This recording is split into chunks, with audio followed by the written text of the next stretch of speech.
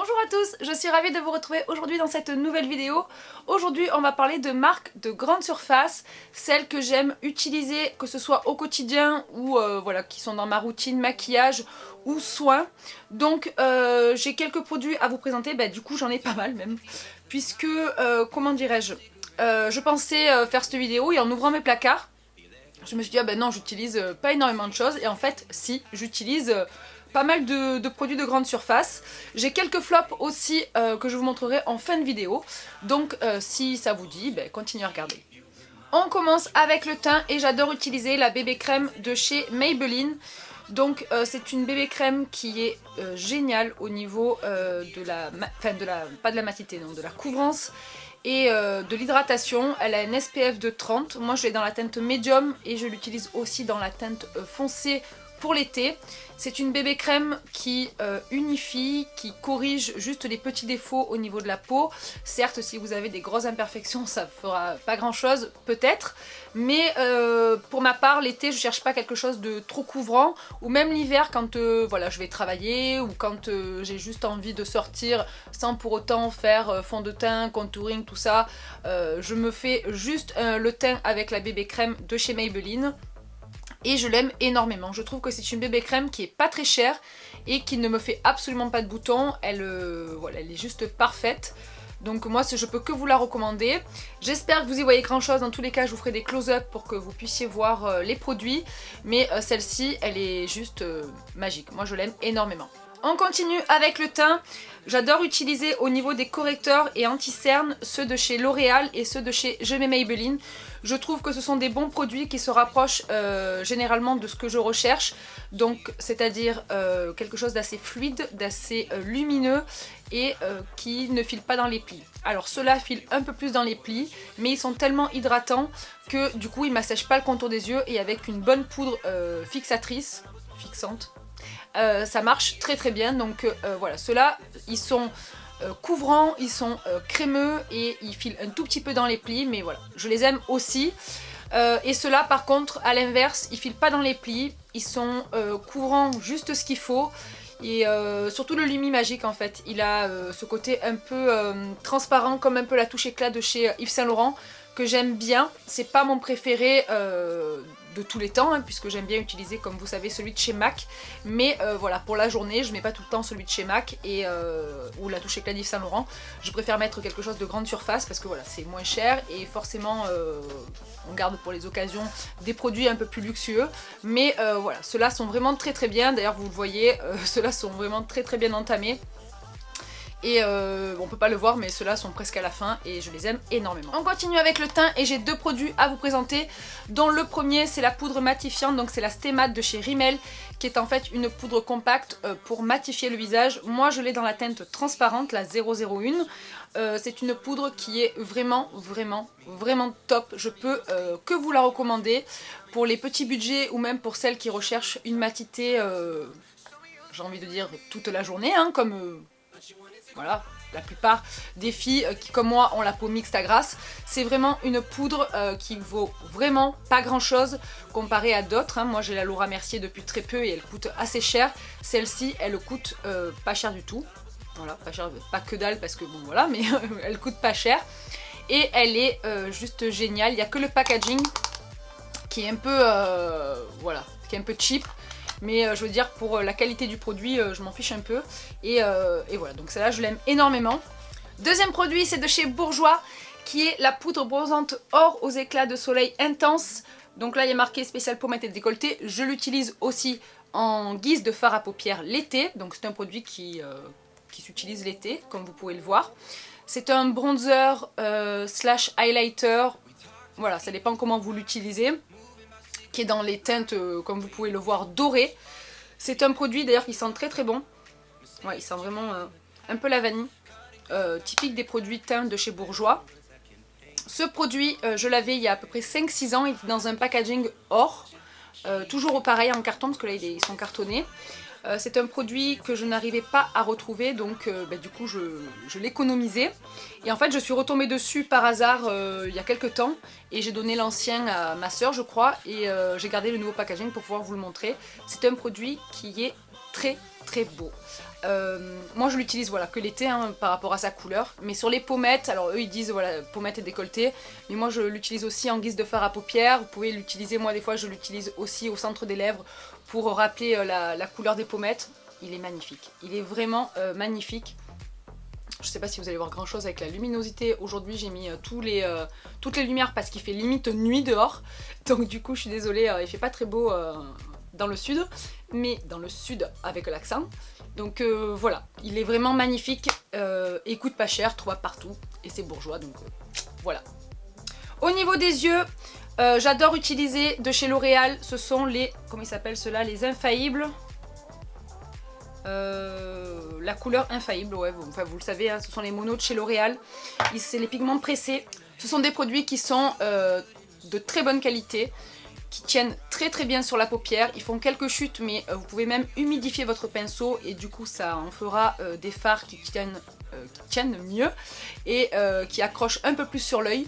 Voilà, ce sont des couleurs, vous en avez pour tous les goûts, mais je veux dire, ces produits-là pour les yeux sont vraiment top.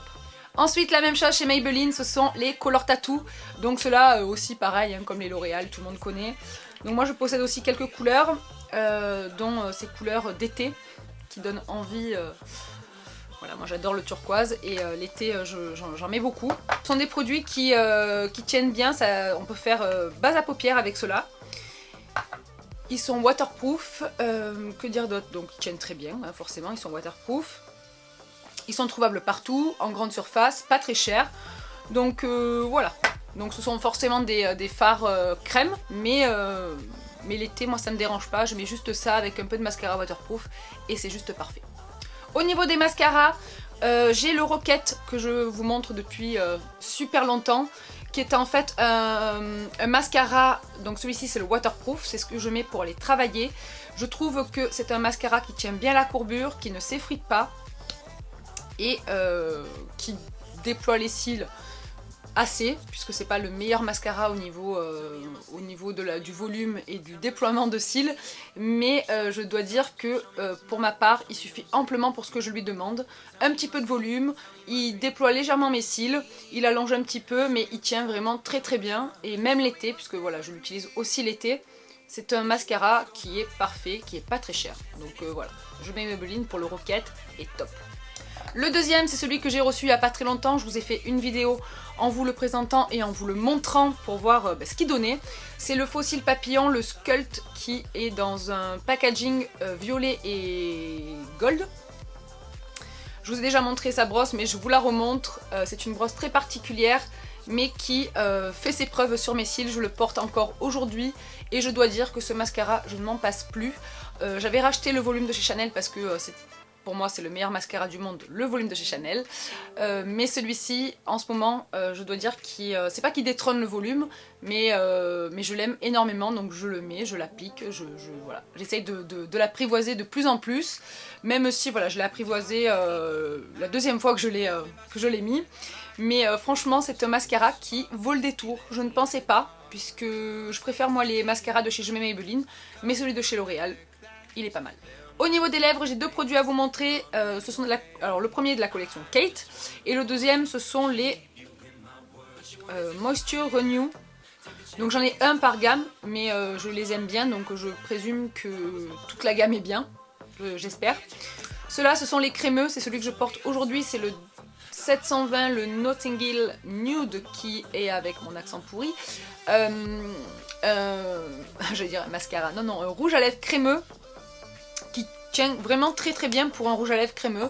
Il s'en va progressivement, il ne fait pas de taches, ils sont voilà. Donc ils sont hydratants mais pas glossy au point d'avoir la mèche qui se colle et d'avoir les cheveux qui finissent bien dégueulasses sur le visage. Et le deuxième c'est le 111, le Kiss of Fire, qui est un rouge mat.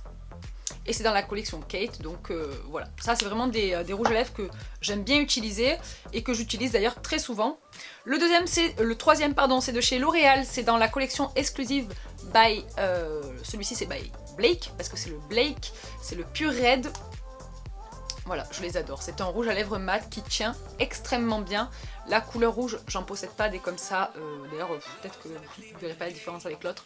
Mais celui-ci, c'était un rouge vraiment profond. Je l'aime énormément ce rouge à lèvres. Je trouve qu'ils ne se sont pas du tout manqués sur la collection, à part l'odeur. Mais je dois dire que L'Oréal sur cette collection, j'adore. Et le dernier, c'est de chez Revlon. Ce sont les Color Burst, les Matte Balm.